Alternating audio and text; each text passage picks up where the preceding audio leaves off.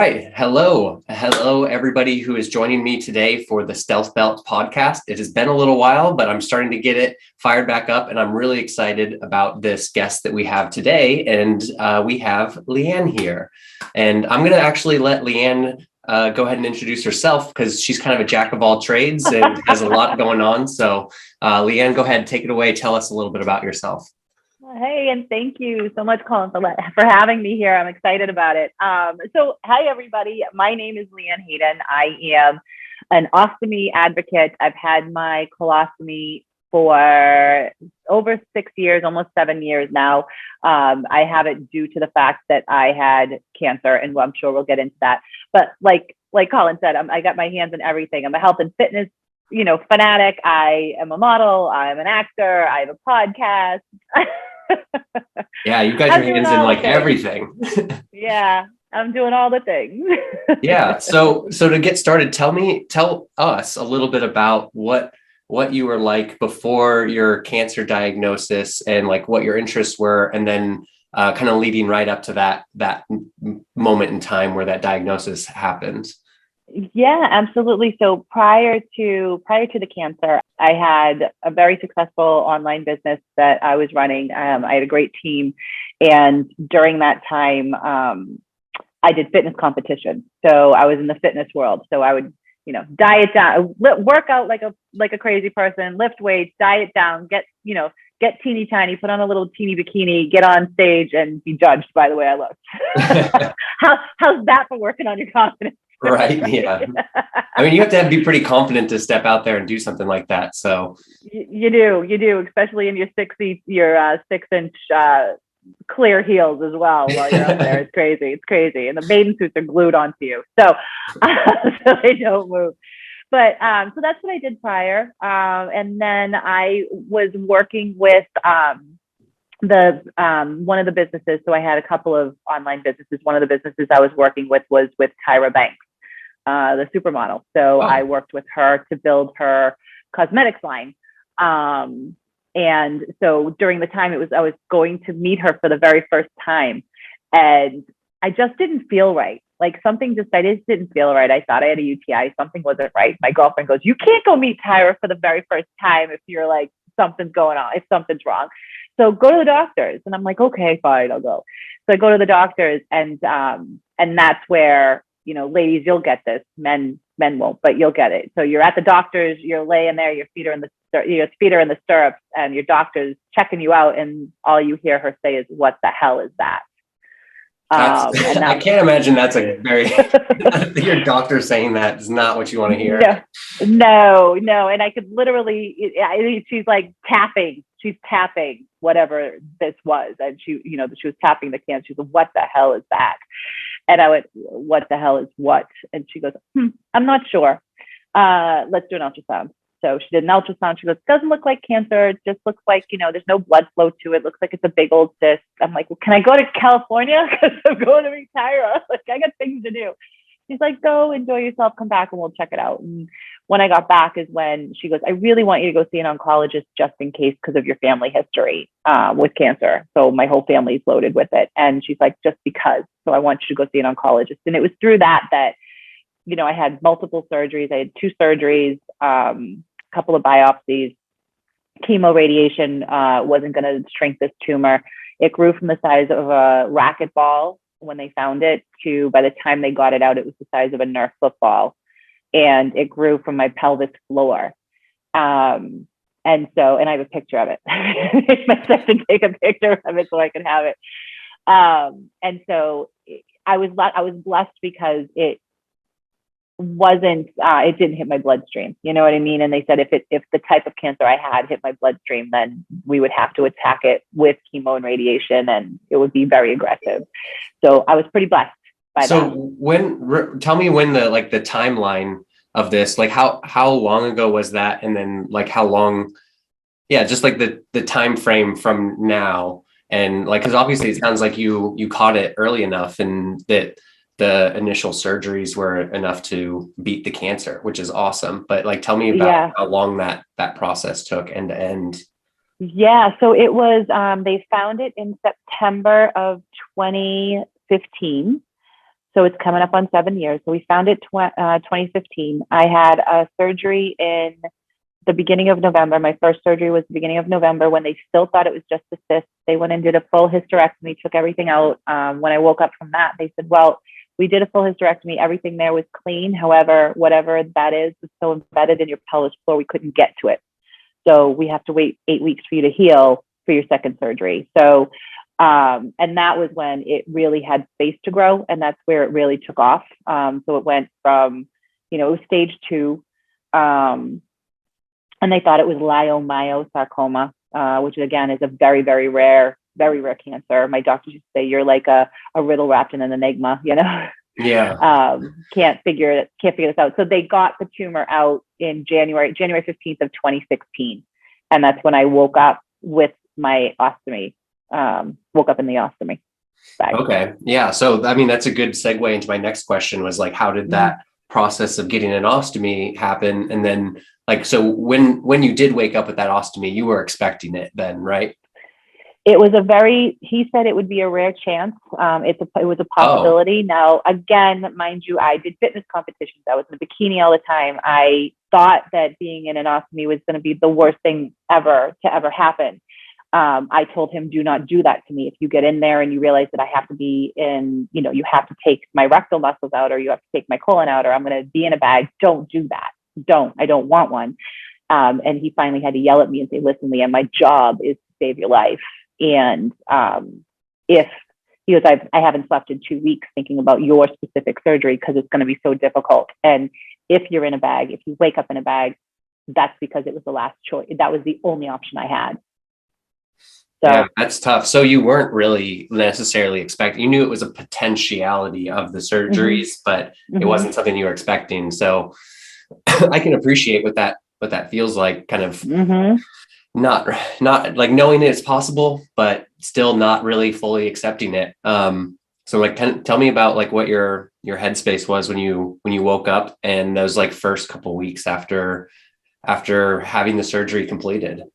Yeah. So I, right before I went into surgery. So, I meditate. I'm spiritual. I meditate. I believe in God. I believe in the universe. I believe that, what you think will happen will happen. So I would meditate through the whole through those months of, the smiley faces going through my veins, cleaning things, being happy. Like, how can I stay positive? How can I do the right things? And why is this tumor here? And what am I supposed to learn from it? And so, when I went into surgery, I was really, really scared going into surgery, and something really strange happened. And it's very woo. I'm not a woo woo. I'm spiritual, but I'm not woo woo. But this was something that was like, whoa, something like, this is a big deal.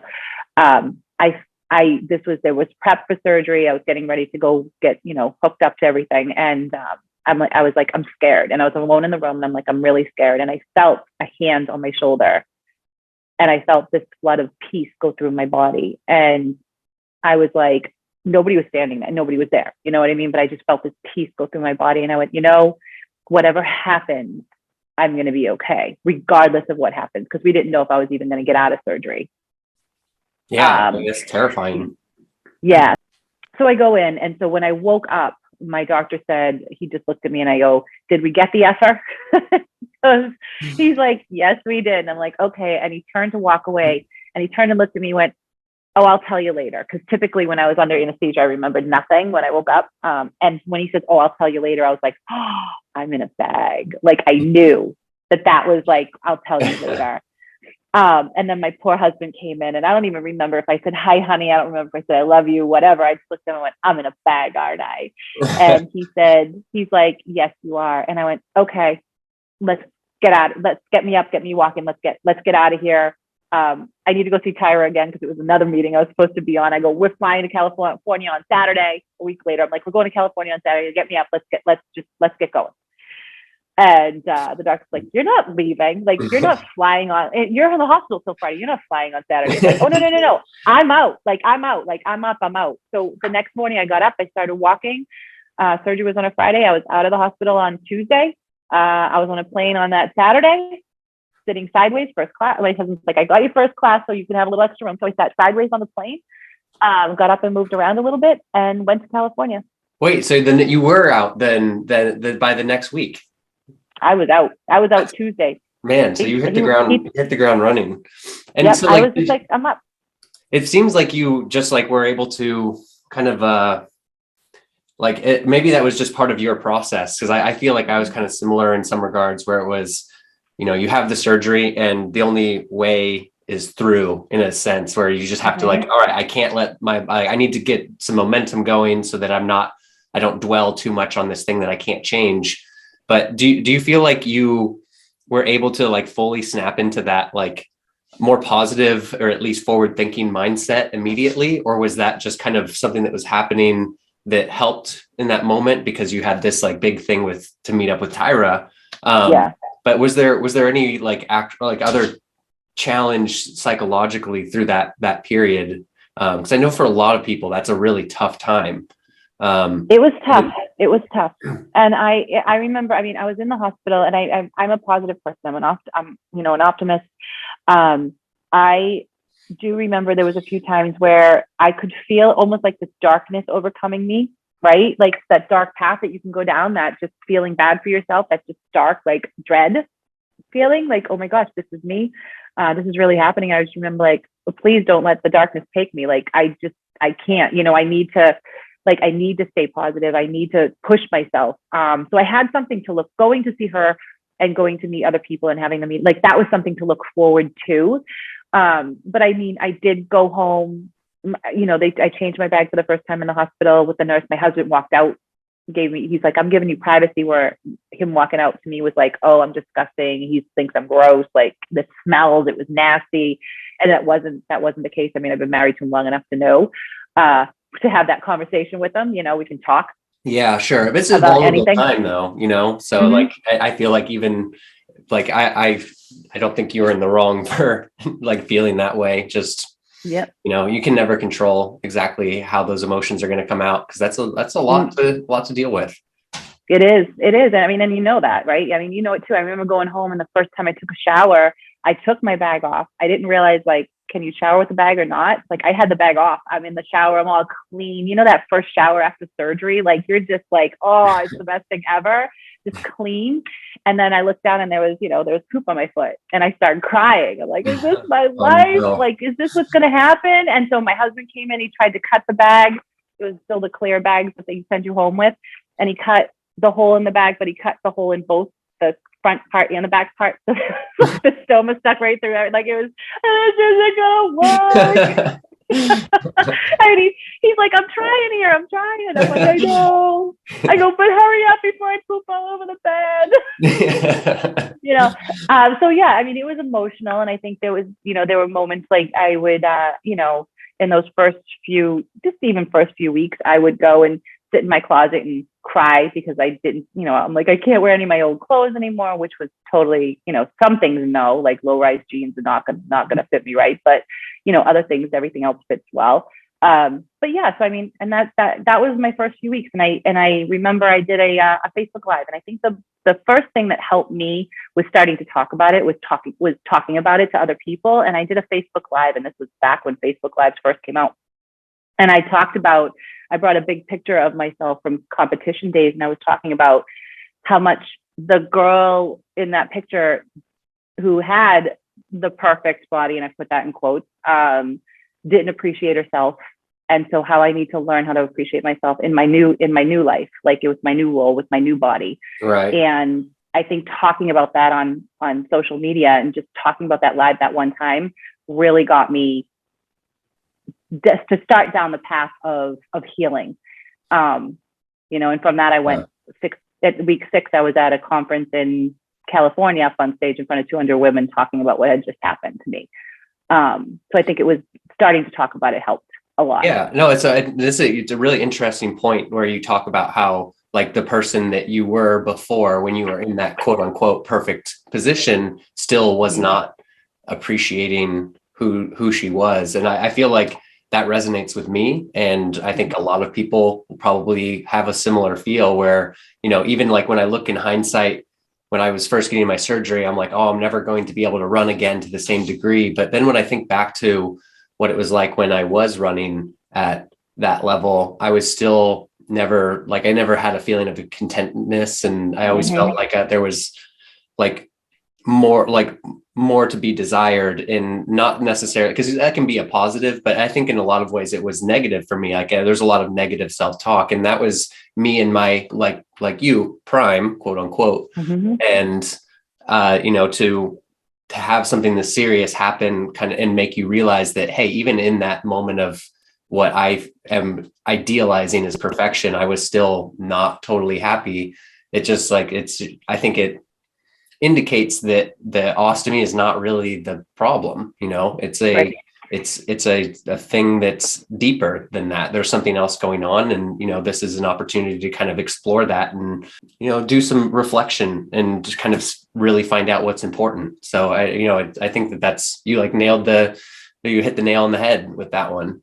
So tell me about the last 7 years. So since those first few weeks or months went by, the more challenging elements, and you're starting to kind of get into the flow of it, understanding your appliance setup and all of that. And then like, what have you been doing since then? Both in your advocacy and anything that you think would be worth sharing about your personal journey. Yeah, absolutely. So, I mean, over the last 7 years, I do a lot of traveling. I mean, COVID stopped that for a little bit, but I travel a lot. I love to travel. And, I just pack my supplies. I take them with me. There was one time that I forgot my supplies. We were heading on a cruise. We were getting ready to go on a cruise. Boat too. No. We land in Florida. We get off of the plane in Florida, and I went, I only have one bag. I carry an extra one with me, right in my purse, right? So I'm like, I only have one bag, and we're going on a 5-day cruise. Like, what do I do? So we were staying an extra night in a hotel the night before, thank goodness. So I overnighted Amazon bag. I bought bags on Amazon and had them overnighted to the hotel. So I had some. So I was like, okay, phew, and they showed up just in time. It was absolutely a close call. I'm like, I don't even know what I do. Like, what would you do? And somebody's like, go to a hospital. They have supplies, whatever. Yeah. But I travel a lot. I work out like crazy. I love to work out. I love to lift weights. I love to lift heavy weights. I have to protect myself. I know a lot of people are like, aren't you afraid of a hernia? And I'm like, well, we can get a hernia sneezing. So you can get a hernia anyway, regardless of whether you have an ostomy or not. But I've exercised. We lived in New York City for 3 years. We sold our house and all our furniture, moved to New York City for 3 years. When the last of the 5 kids moved out, my husband and I were like, let's go do that for a little bit. So we did that. Now we're back because now we have grandkids. I became a grandmother. There's just so many things that have happened over the last few years that I'm just grateful to be here. And, the one thing is my ostomy hasn't stopped me from doing anything. And it actually has opened doors for me that wouldn't have been there, prior to, because, I do a lot of advocacy. I talk about it a lot on social media. I'm partnered with Hollister. They're the supply company I wear. And, I have a partnership with them and I just love it. And I'm meeting some amazing people. I mean, you included, like, the group of people that are out there that, what we've been through, and our stories are all so different. I always feel so lucky and blessed that this actually did happen to me, because I've just met so many amazing people, and the more we get to talk to each other, we talk about things that you can't really talk about with other people because nobody else understands it. Yeah. I mean, that's like always one of my favorite things to talk about is the difference in like types of knowledge. Like you can read about it in a book and you can study it, what it's like to have an ostomy and know the inner workings of the body, but it's never the same thing as actually having it yourself, And so I think that there's a lot of value in being able to speak with other people that have a shared experience, like a shared personal experience in that way. And, it's awesome that you're able to give back in so many of these, in those different forms to that community. And I know that it, like, having done some of those things myself, it is also really nice personally too, because it just feels like, it did, like you said, talking about it kind of takes some of that weight off, and like being able to share that, and just meeting like people who have been through the thick of it and to see what they're able to make of it. it keeps me inspired, and I'm sure you as well. So that's great. Yeah, it definitely does. And I remember, I mean, I even did a fitness competition after the surgery, 2 years after everything was over. What was it like trying to step onto the stage? Like, where was your mind at while you were preparing for, and then when you were like getting ready to step out on the stage? Because I imagine that was probably a little nerve-wracking, even without the ostomy. It seems like kind of an intimidating thing to do, but now with this medical compliance, what was that like? Yeah, it was. So I prepped for it. I knew I needed it. I'm like, I need something to do. I need a goal. So I just said, I'm just going to go do this. And I think I can help people by doing it, showing that you're beautiful no matter what, you can do these things no matter what. I had a couple of sponsorships. I blinged out my bags. I didn't know about bag covers. Like, I didn't know about bag covers. I didn't know about all this stuff. I mean, now I know. I know where to go and get them. But I actually blinged out the actual bag itself. I painted it with body paint. I painted the bag, and then I put stones all over it, so it matched my swimsuit.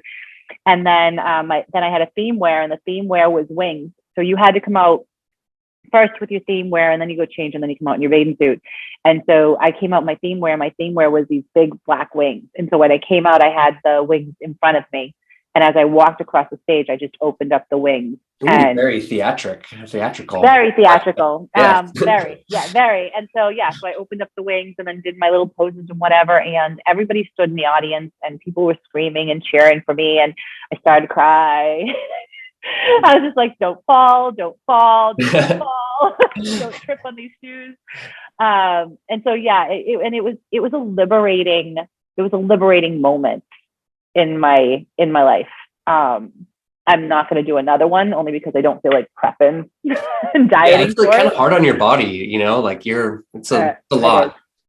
It's a lot on your body, but now it's just, but it was a fantastic moment. I'm very thrilled that I did it. It kept me going. So those are some of the things that I do. I challenge myself. I try and do something different all the time. I just told you, I just booked a trip to Italy for 2 weeks by myself. So I'm going to go to Rome for a few days, and I'm going to go to a yoga retreat for 8 days. And then, and it's always I want something else to look forward to in this life, because we only have one. Have one. Yeah. I mean, it's a great perspective to have too. Just because that like seize the moment type of attitude. Mm-hmm. We only get one shot at this as far as we know. So you might as well make it worthwhile. Exactly. So like on that same line of thinking, if you could give some advice to people who are new to having an ostomy, or maybe have had it for a little while and are still just kind of struggling to get to the point where they're feeling as positive or as motivated to go and do things as you are now, what are some like actual, like maybe physical tools, but also like psychological tools that you've used that you would recommend for people who might be listening to this? Yeah, absolutely. I would say first and foremost, move your body. Movement is medicine. And when I say move your body, I don't mean go to the gym and throw around weights. You don't have to do that. Go for a walk every day. Like walking is a huge, great exercise. I mean, move your body. Movement will help you. It'll help, pick up those endorphins, and those endorphins will, what do they say on Legally Blonde? She's full of endorphins. People with high on endorphins don't shoot people, or something like that. You gotta, watch your food. Again, is another thing. Food is your medicine. The healthier we can eat, the better. And again, your body's going to be different from other people's. Like, I can't eat kale, but I can have spinach. Some other people can't have certain things. Again, you're going to learn that, but really eat better foods. Move like your body. An omelet, perhaps. Like an omelet with I see some whole grain toast on there. Yeah, that's absolutely. Right. That's right. Right. Like, it doesn't just have to be vegetables, fruit, omelets, lean chicken, lean proteins, vegetables, cook your vegetables. Most times we have to have them cooked, right? So the process is easier, but, do that stuff. And then those things help. Journaling helps me. I have my notebook in front of me all the time. I get up in the morning, I grab my coffee, and I sit down with my journal. I just write however I feel in that moment, regardless of whether it's whatever somebody would call good, bad, or indifferent. To me, there's no good or bad in this world. It's just who you are, and you got to get things out of you've got to express yourself. So those are some of the things. And the other thing too is get on social media and go find people who are like you. Go search the hashtag ostomy and find people that you can look up to or that you can talk to. There's so many of us out there that want to help, that are advocates, that want to answer questions or help you get through those moments.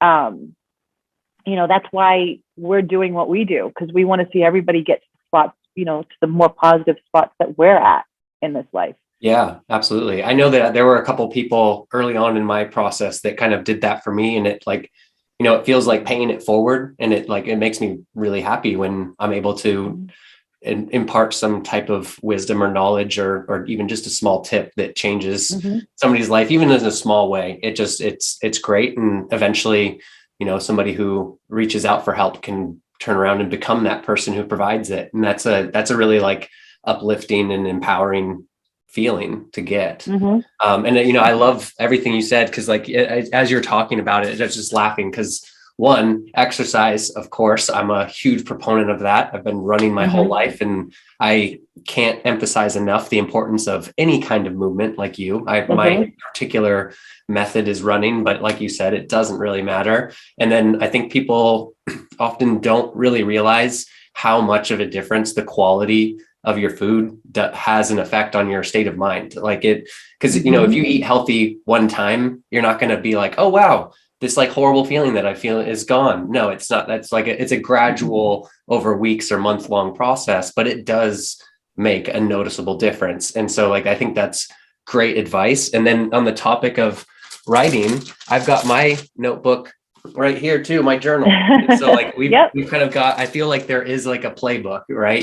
There's a similar thread that happens along the way, that there are things. So those are great pieces of advice.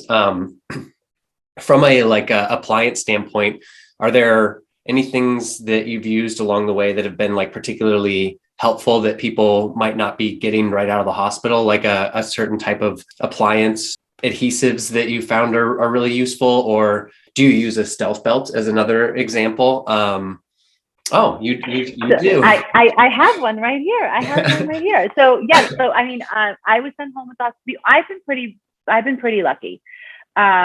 I have the flange and the bags that I use are basically the ones that I chose right out of the gate. You leave the hospital, they send you home with these ugly clear ones and whatever. But I found ones that I wanted to try. I tried them and they worked, right? The flanges have worked for me. The bags work for me. I have powder once in a while in case I get a little rash or whatever, but I really don't, I usually don't have a problem. So I don't do anything else, just my bag and my appliance. And then I do have my stealth belt. And I'll tell you something.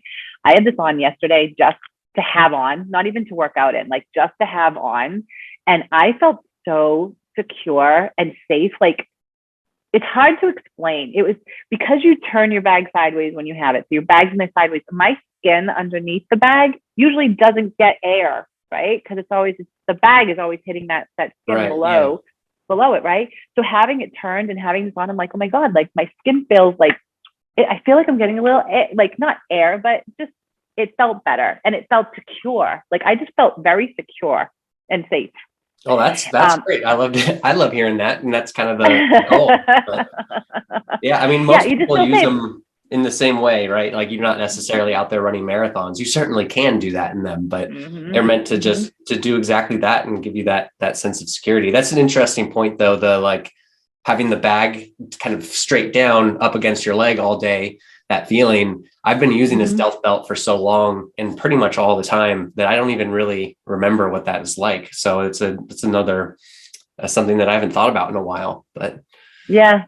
And I think that too, these more people need to know about them, coming out of the hospital, just to let you know, because I think this is like a game changer.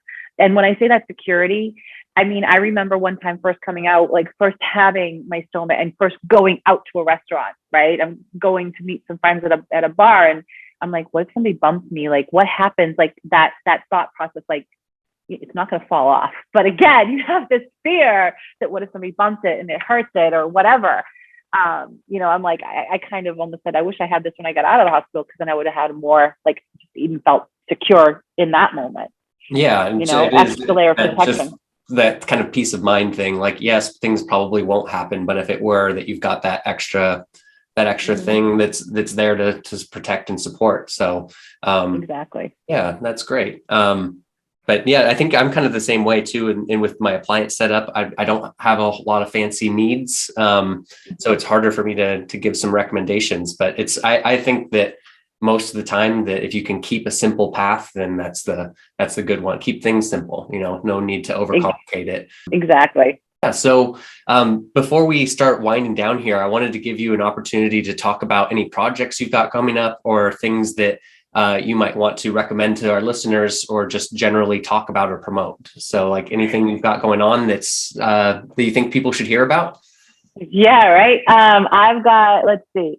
I just started working on this, so it's going to take me a few months to really have it complete. And I'm working with a great group of people, so I'm not doing this by myself. But I'm putting together a membership program for ostomates that will help with nutrition and exercise and mindset and women's health and men's health. It's going to be an online platform, so I'm in the process of developing all of that right now, so that people can have access to it right out of the gate. If you want to know, how do I move, what do I do, and you can see real live ostomates doing exercises and getting maybe an exercise plan for yourself that might work, or maybe a nutrition plan for you that might work, or learn some different recipes, or what does eating healthy really mean, right? It's not a diet. It doesn't mean you have to eat lettuce all day long. You can still enjoy yourself, but how to make things better. And then, do some challenges and stuff like that. So that's coming. It's coming down the pipe. I know that you have a podcast of which I've been a participant of, which was a lot of fun. And so we're kind of returning the favor on this one. But what is the name of your podcast for our listeners if they wanted to listen to your podcast? And then how do they sign up for your newsletter, where I'm sure they will get the most up-to-date details about what you're working on with that app, if they were interested in following up on that in a couple months? Yeah, absolutely. So my podcast is called The Beautiful Bag. And you can find that anywhere you can find podcasts. So it's on, Apple, Google, Spotify, and YouTube. So you can find it anywhere. And you can go right to my website. It's LeeAnneHayden.com. And you can sign up for the newsletter right there. On my website, I put recipes up there. I put the podcast episodes are there as well. And then, as soon as this thing launches, I will be definitely letting everybody know. Yeah. So if you want to hear more from LeeAnne, definitely check out her podcast and subscribe to her newsletter. I get her newsletter and have attempted a couple of the recipes. I'm sure they don't turn out quite as good, but we're working on it. But yeah, so thanks so much for taking the time out of your day to join me and to tell us about your story, which is incredibly inspiring, and your really positive attitude and all the things that you're doing. You're definitely a light in our community. So it's an honor to have you on our podcast. So thanks again. And I appreciate it. Yeah. Thank you so much for having me here. It's been a pleasure. It's been a pleasure. Yeah. Well, until next time, LeeAnne, see ya. Absolutely. See ya.